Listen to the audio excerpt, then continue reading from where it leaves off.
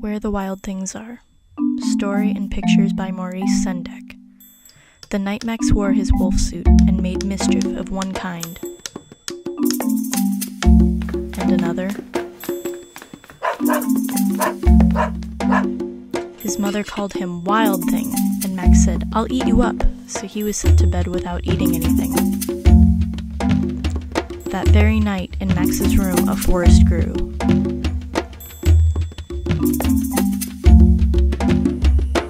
And grew. And grew until his ceiling hung with vines, and the walls became the world all around. And an ocean tumbled by with a private boat for Max. He sailed off through day and night, and in and out of weeks, and almost over a year, to where the wild things are. And when he came to the place where the wild things are, they roared their terrible roars, gnashed their terrible teeth, and rolled their terrible eyes, and showed their terrible claws, until Max said, "Be still," and tamed them with the magic trick of staring into their yellow eyes without blinking once. And they were frightened, and called him the most wild thing of all, and made him king of all wild things. And now, Max cried, "Let the wild rumpus start."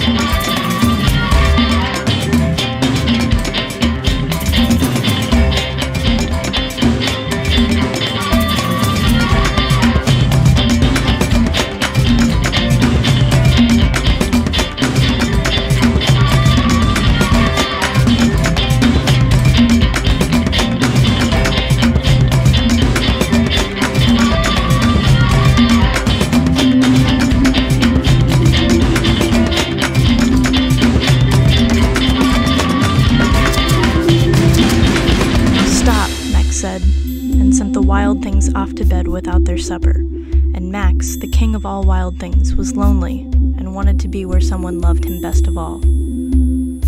Then all around, from far away across the world, he smelled good things to eat, so he gave up being king of where the wild things are.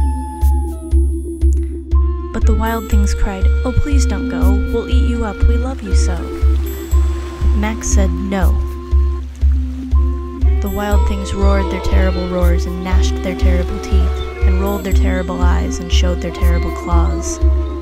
But Max stepped into his private boat and waved goodbye, and sailed back over a year and in and out of weeks and through a day, and into the night of his very own room, where he found his supper waiting for him.